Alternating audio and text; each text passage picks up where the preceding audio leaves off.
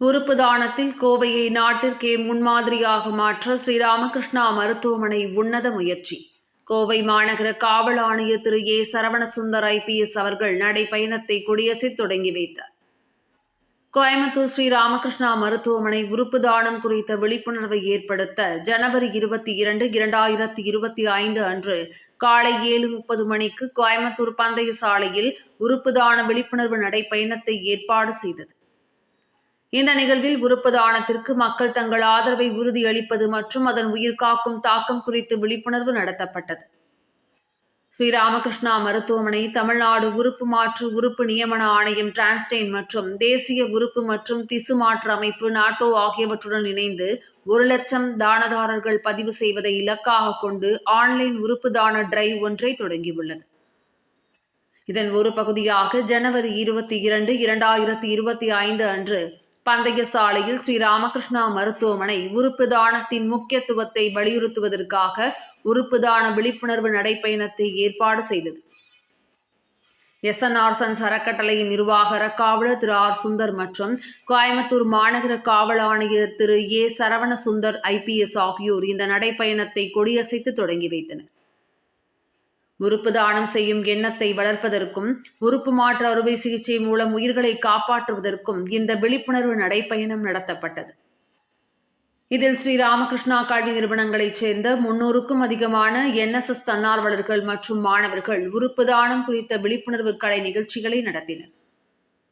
இவர்களுடன் motor cycle ஓட்டுநர்களும் பல்வேறு துறைகளைச் சேர்ந்த தன்னார்வலர்களும் இந்த நடைபயணத்தில் பாரம்பரிய கலாச்சார உடையில் பங்கேற்றனர். இவர்கள் ஒன்றாக நடந்து சென்று உறுப்பு தானத்தின் முக்கியத்துவத்தை பற்றி மக்களுக்கு கற்பித்தனர் மற்றும் தன்னார்வலர்களாக மாற ஊக்குவித்தனர். நிகழ்வில் ஸ்ரீராமகிருஷ்ணா கல்வி நிறுவனங்களின் முதல்வர்கள் மற்றும் பேராசிரியர், ஸ்ரீராமகிருஷ்ணா மருத்துவமனையின் நிர்வாகிகள் மற்றும் மருத்துவர்கள் பங்கேற்றனர். பாரதியார் பல்கலைக்கழகத்தின் NSS திட்ட ஒருங்கிணைப்பாளர் அண்ணாதுரை கலந்து கொண்டார். நடைபயணத்திற்கு பிறகு SNR சன்ஸ் அறக்கட்டளையின் நிர்வாக காவலர் திரு R. சுந்தர் மற்றும் கோயம்புத்தூர் மாநகர காவல் ஆணையர் திரு ஏ சரவணசுந்தர் IPS ஆகியோர் பொதுமக்களிடம் உறுப்பு தானம் செய்ய ஊக்குவித்தனர். அப்போது பேசிய கோயம்புத்தூர் மாநகர காவல் ஆணையர் திரு ஏ சரவணசுந்தர் IPS உடல் உறுப்பு தானத்தின் முக்கியத்துவம் இன்று கணிசமாக அதிகரித்து வருவதாக தெரிவித்தார். முன்னர் உணவு தானம் மற்றும் கண் தானம் ஆகியவற்றில் சமூகம் கவனம் செலுத்திய நிலையில் தற்போது உடல் உறுப்பு தானத்திலும் சமமான கவனம் செலுத்தப்படுகிறது என கூறினார்.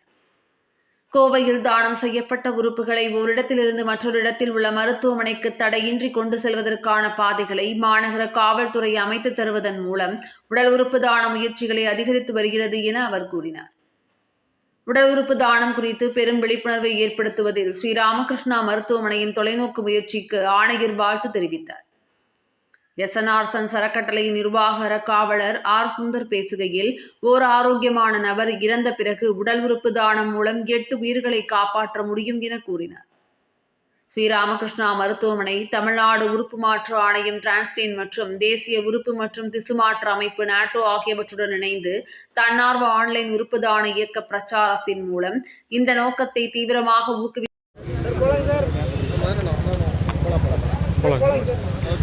வணக்கம். அதாவது இன்னைக்கு ரேஸ் கோர்ஸில் ஒரு awareness program, organ donation awareness program ஒன்று ஸ்டார்ட் பண்ணிக்கிறோம். இதுக்கு முன்னாடி நம்ம ராமகிருஷ்ணா மருத்துவமனையிலிருந்தும் ராமகிருஷ்ணா இன்ஸ்டிடியூஷன்ஸ்லேருந்தும் ஒரு ஆர்கன் டொனேஷன் விழிப்புணர்வு ப்ரோக்ராம் நடத்தினோம். அதில் 13,206 ரெஜிஸ்ட்ரேஷன்ஸ் வந்துச்சு. அது ஒரு ரொம்ப யூஸ்ஃபுல்லான ப்ரோக்ராமாக இருந்தது. அதை முன்னிட்டு அதுக்கப்புறம் கோவிட் வந்துருச்சு. ஒரு 2-3 வருஷம் எந்த ஆக்டிவிட்டி இல்லாமல் இருந்தது. அதுக்கப்புறம் இந்த ஆர்கன் டொனேஷனை ஃபர்தராக நம்ம எடுத்துகிட்டு போகணும், ஒரு வேர்ல்டு ரெக்கார்டு லெவலுக்கு எடுத்துகிட்டு போகணும். அப்படிங்கிறதுக்காக என்ன பண்ணலான்னு யோசிக்கும்போது இந்த ஆன்லைன் எப்படி கொண்டு வரலாம் ஆன்லைனில் அப்படின்னு சொல்லிட்டு யோசிக்கும்போது இந்த QR கோட் மூலிமா ஆன்லைனில் நிறைய பப்ளிக்கு ரீச் பண்ண முடியும் அப்படிங்கிற ஒரு ஐடியா கிடச்சி, இதனால் ஒரு கார்ப்பரேட் கம்பெனிலேயோ ஒரு பப்ளிக்கோ நிறைய பேர் ஜஸ்ட் லைக் தட் இந்த ரெஜிஸ்ட்ரேஷன் ப்ராசஸ் ரொம்ப சிம்பிளுங்க. அப்படியே ஒரு QR கோடை நீங்கள் ஸ்கேன் பண்ணிட்டீங்கன்னா உடனே நீங்கள் உங்கள் டீட்டெயில்ஸ் கொடுத்து ரெஜிஸ்டர் பண்ணிக்கலாம். நீங்கள் will become an organ toner.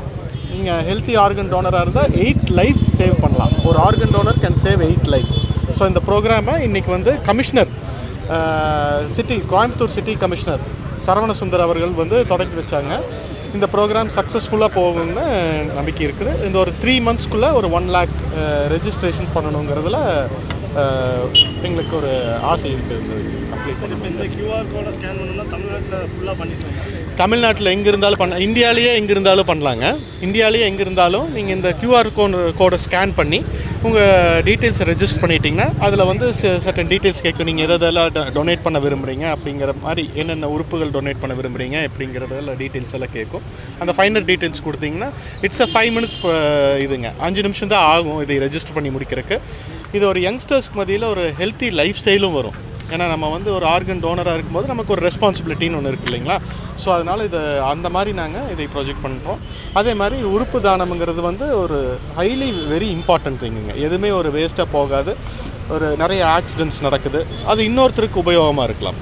உறுப்பு தானம்ங்கிறது வந்து இன்னொருத்தருக்கு உபயோகமாக இருக்கலாம் அப்படிங்கிறதுல